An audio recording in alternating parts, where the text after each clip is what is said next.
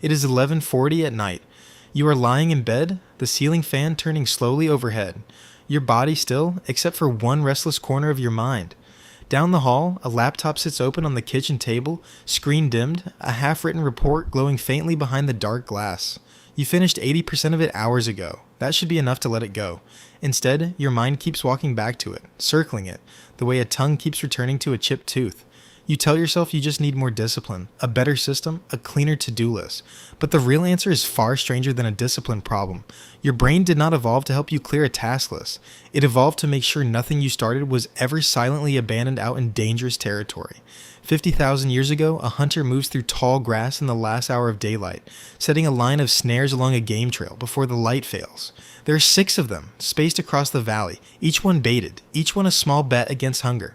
Dusk is falling fast, and there is no time to check them all tonight.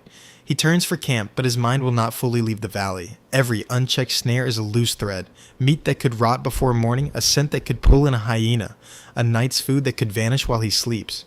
The ones he closed, he forgets easily. The ones left open, he cannot stop replaying. Start with Bluma Zygarnik, a Soviet psychologist working in Berlin in the 1920s under Kurt Lewin. Zygarnik noticed something odd while watching waiters in a busy Vienna café.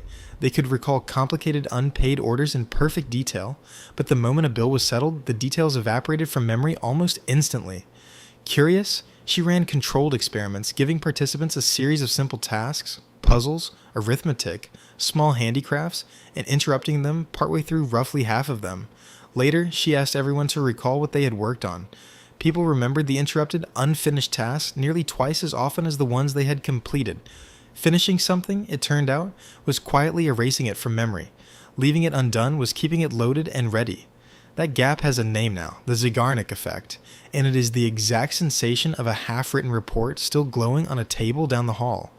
Zygarnik's mentor, Kurt Lewin, gave the mechanism its theoretical shape. Lewin described every task you begin as creating what he called a tension system, a kind of psychological loop that switches on the moment you commit to something and does not switch off until the goal is reached or consciously released. He framed it almost like a circuit. Incomplete action keeps current flowing through the system, and that current is what you experience as intrusive thought, as restlessness, as the mind walking back to something it was told to abandon. Lewin wasn't describing weakness of will, he was describing a structural feature of motivation itself. Proof that your mind treats an unfinished commitment as an open circuit demanding closure, not as a task you can simply choose to stop caring about. Jump forward to 2011, and researcher E.J. Masacampo ran a set of studies asking a more practical question. If unfinished goals cause intrusive thoughts, does finishing the task fix it, or does something smaller work just as well? Across several experiments, participants who were interrupted mid-task and then wrote down a specific plan for finishing it later showed almost the same drop in intrusive, distracting thoughts as participants who actually completed the task. The brain, it turns out, doesn't strictly need the snare checked. It needs credible evidence that the snare will be checked. A concrete plan reads to your ancient tension system as a kind of provisional closure. Does that sound familiar? The specific relief of writing, "Finish tomorrow 9 a.m. in a notes app even though nothing has actually changed? Then there is Jonathan Schooler, whose research on mind wandering mapped exactly when these unfinished loops resurface. Using tasks that require sustained attention, Schooler and colleagues found that the mind drifts toward unresolved goals disproportionately during low-demand moments, showering, driving a familiar route, lying in the dark before sleep. The valley hunter's mind wandered back to the snares once he stopped actively hunting. Your mind wanders back to the report once the day's noise quiets down. It isn't random intrusion, it's your attention system using idle time to run inventory on everything still left open.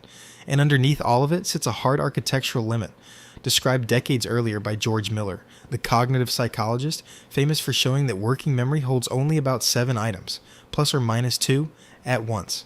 An open task doesn't just linger emotionally, it occupies one of those precious slots whether you want it to or not, competing for the same limited bandwidth you need for everything else. 6 unchecked snares is a real cognitive load on a hunter with a small working memory to spare. 15 open browser tabs and 3 unanswered messages is the same load, dressed differently. Here is where it turns. Modern software did not stumble into this mechanism by accident. Product teams studying user retention deliberately design experiences around the Zygarnik effect. Progress bars stalled at 91%. Profile completion meters, 3 items left in your cart. Unread badges that never quite reach 0. Streaks that threaten to break. These are manufactured snare lines, engineered to feel unresolved on purpose, because an unresolved loop keeps you coming back the way an unchecked trap kept the hunter awake. You are not managing a handful of real, survival-relevant threads anymore.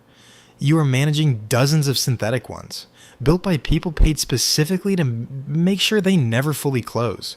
None of this means you are careless or undisciplined or bad at finishing things. It means an ancient tension system, built to track a handful of real snares across a small valley, is now being asked to track infinite open loops manufactured by companies who understand it better than you do. The restlessness you feel at 11:40 at night is not a personal failure. It is a precise, functioning alarm, doing exactly the job it was built to do in an environment deliberately flooded with far more open loops than it was ever designed to hold.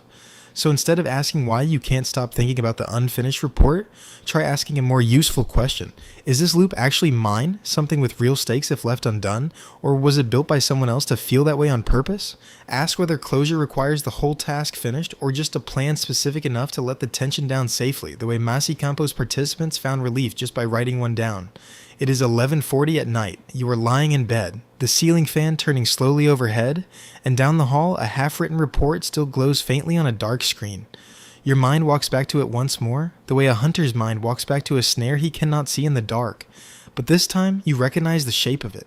Not a flaw in you, just an old and faithful system, still counting traps in a valley that no longer exists.